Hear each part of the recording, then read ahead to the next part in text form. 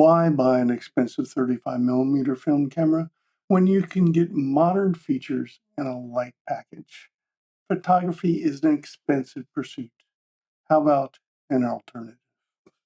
Let's take a look at the Minolta Maxxum 5.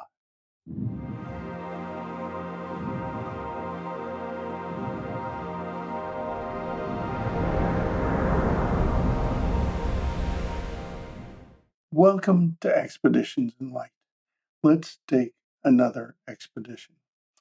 Released in the US market in 2001, the Minolta Maxxum 5, also known as the Dynex 5 or A Suite 2 in other markets, was a lightweight beginner's camera offering fully automatic program, point and shoot mode, aperture priority mode, shutter priority mode, and a fully manual mode, including the option to turn off autofocus.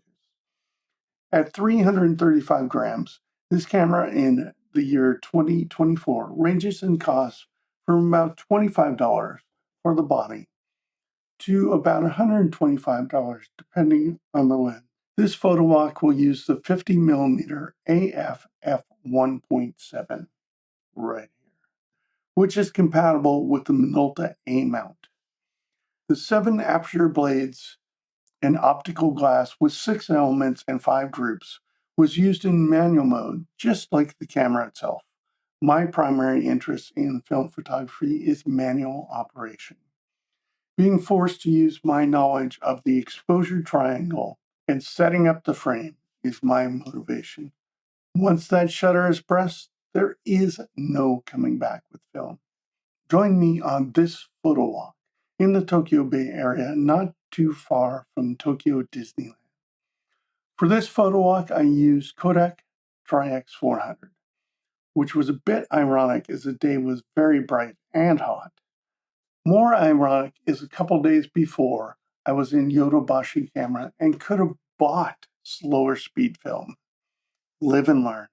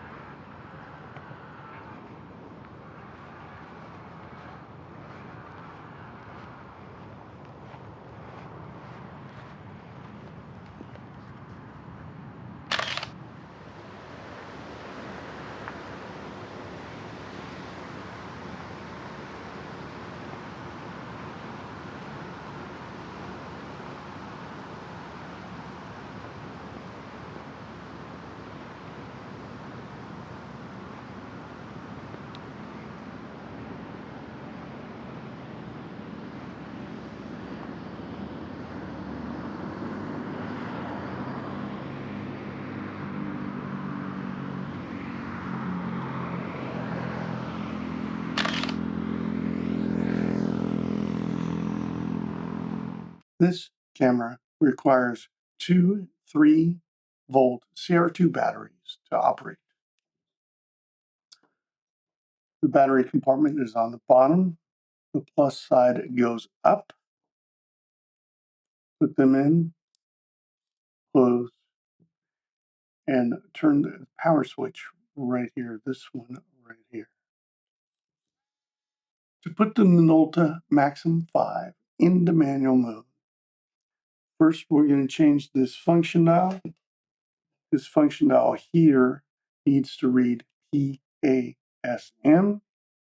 We're going to hold down the function button, and we're going to move the control dial until in the LCD screen you will see M. At that point, the camera is in manual mode. In manual mode, to set the shutter speed, we're going to use the control dial. This changes the shutter speed listed in the LCD. To change the aperture, we're going to press and hold the EV button and use the control dial, and that will change your aperture listed here.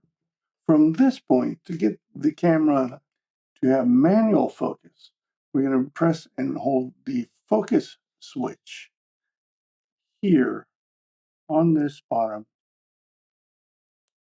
and in the top here will display MF in the LCD. That way you know that you're in manual focus mode. The shutter speeds run from 30 seconds to 1/4000th of a second with a bulb option mode. The 14-segment light meter has a sensitivity range from -1 EV to 18 at ISO 100. It has a simple 0 to +2 and -2 meter that can be viewed through the viewfinder here. Adjusting your aperture or shutter speed and the meter changes appropriately. With those settings, you are all set up for manual film photography. There are those folks who just want to use this camera as a point and shoot. To quickly get into automatic operation, there is a single button push you need to do. On the very top here is a P button. Press and hold the P button, and the camera switches back to fully automatic mode. The settings themselves for various functions are reasonably easy to get to. They're all usually based around the function dial and the function button. So whenever you need to change something, move to the appropriate idea, hold down the function button, and move the control dial. In program mode, there is an ability to have scene selection under this scene selection button. The camera's program modes are portrait, landscape, close-up, sports, and night portrait or night scene when the flash is off. The self-timer right here is available underneath the drive mode button. To talk about a little bit of the positives of this camera is very light and easy to carry with just enough side grip here for a great feel in the hand. Loading 35mm film is about as automatic as you can get. Lay the film across the back here. We're going to open. We're going to lay the film across the back, and then we're just beyond the red index marker here. There's a small marker, red index. And shut the door. The film will automatically wind and load. The other part of that, it automatically picks up the ISO speed through the DX coding feature. It can automatically pick up DX encoding from 25 to 5000 ISO. You can manually input ISO for a range of 6 to 6400 ISO film to be loaded. The light meter is very effective and easy to read if you're using manual mode. I would recommend turning on the iStart feature. Again, everything's under the function dial. Move to the iStart, hold down the function dial, hold down the control dial until it says on.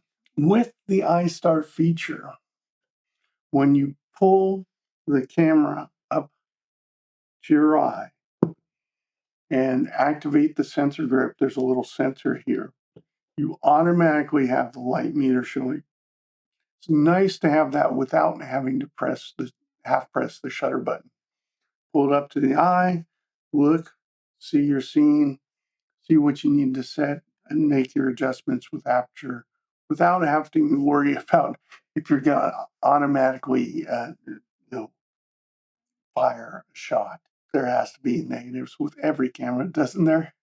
This camera has another model based on the same body, which allows for the setup of date printing on the negative. The problem is both models share the same motherboard, pulling power continuously even when switched off. If you want to store the camera more than a few days, I would recommend removing the batteries. They will drain within a month or two if left inside the camera. If you are just getting into 35mm film photography, I can't see going wrong with the Minolta Maxxum 5. The market price is competitive. The ability to access settings is simple. It includes a flash for those just-in-case times. The meter is easy to read and accurate, and it's lightweight and easy to carry. What more do you want when you start this film journey? What expedition is next? We'll have to wait and see for the next expeditions in light. Until then, this is your host, John, signing off.